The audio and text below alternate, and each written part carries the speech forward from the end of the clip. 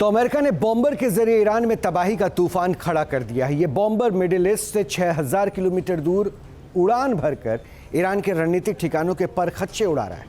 America लगातार Britain के फेयरफोर्ट base पर बॉम्बर का जमावड़ा कर रहा है।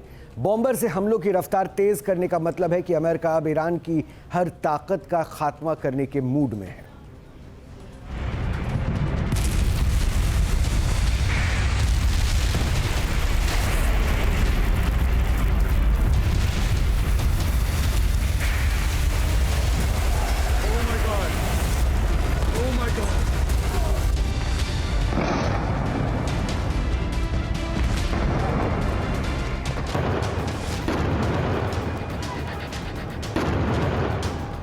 अमेरिका ने आखिरी हथियार निकाला। क्या ईरान का संपूर्ण विनाश होगा?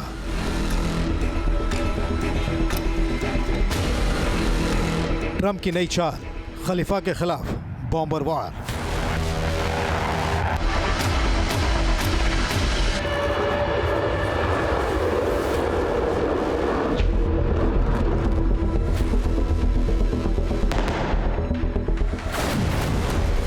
इस बार जंग में ईरान के अटैक बेहद हैरत अंगेज और बहुत ही मारक साबित हो रहे हैं।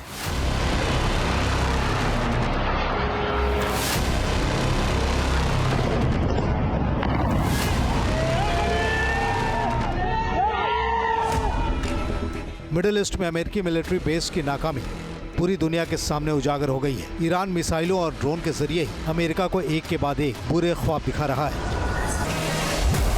Oh my God!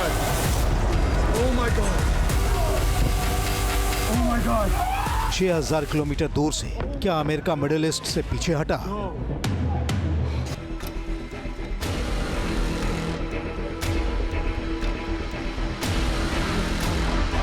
खाड़ी देशों में मौजूद अपने सैन्य अड्डों की तबाही की इन तस्वीरों को देखने के बाद ही अमेरिका रणनीति बदलने पर मजबूर हो चुका है। अमेरिका खाड़ी देशों से करीब 6000 किलोमीटर दूर ब्रिटेन से बॉम्बर्स को ईरान के सैन्य और हथियारों के ठिकानों को जमींदोज करने के लिए भेज रहा है।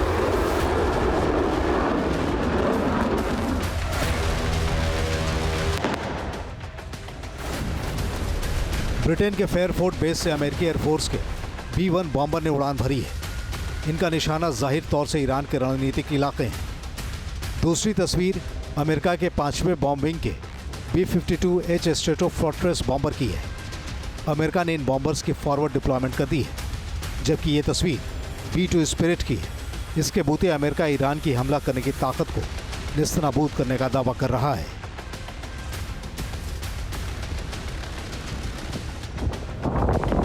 ब्रिटेन के फेयरफोर्ट बेस पर अमेरिका ने 3 अतिरिक्त लंबी दूरी के रणनीतिक बॉम्बर्शक विमान B-52H स्ट्रेटोफोर्ट्रेस तैनात कर दिए हैं। अमेरिका इसे नॉर्थ डिकोटा के मिनोट एयरफोर्स बेस से लाकर ग्लुस्टरशायर में RAF एयरफोर्ट पर खड़ा कर दिया है। ये विमान 12 B-1B लांसर के साथ शामिल हो गए, जिन्हें ऑपरेशन एपिक फ्यूरी के लिए इस ब्रिटिश बेस पर उतारा गया है।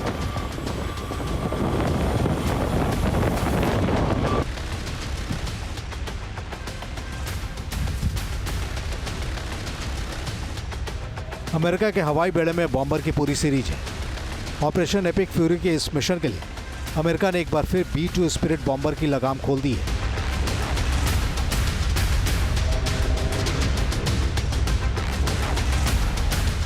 अमेरिका दावा कर रहा है कि इन बॉम्बर को देखकर ईरान न सिर्फ खौफ में आ जाएगा, बल्कि आने वाले वक्त में हमला करने से पहले 100 बार सोचेगा।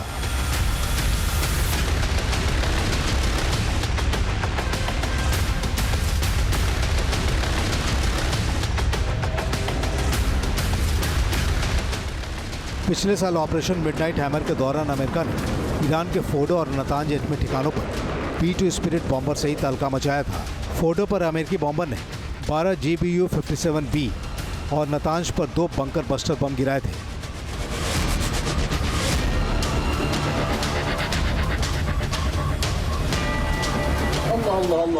ईरान के कुद्स पर भी अमेरिका ने चंद दिनों पहले GBU-43B यानी मदर ऑफ ऑल बम पटका था।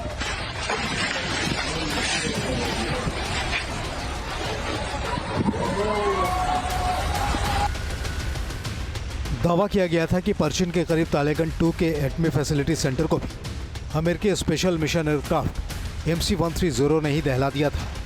हमले के बाद सैटेलाइट इमेज में तालेगन 2 के पास 3 बड़े छेद दिखाई दिए थे, जिसे स्पेशल मिशन एयरक्राफ्ट के हमलों का नतीजा बताया गया था। ईरान से आ रही तस्वीरें बता रही हैं कि अमेरिकी बॉम्बर ईरानी रिजीम के लिए बेहद घातक साबित हो रहे हैं। ईरान की एयरफोर्स और एयर डिफेंस सिस्टम तेजी से कमज़ोर होते जा रहे हैं। ईरान को ज़्यादातर एयर डिफेंस सिस्टम रूस और चीन से हासिल हुए हैं, लेकिन अमेरिका की बॉम्बर पावर से ईरान की हवाई क्षमता को हर रोज़ कीमत चुकानी पड़ रही है।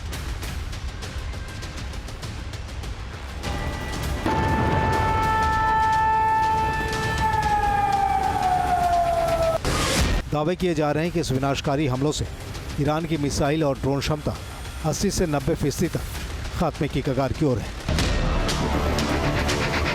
Team news nation.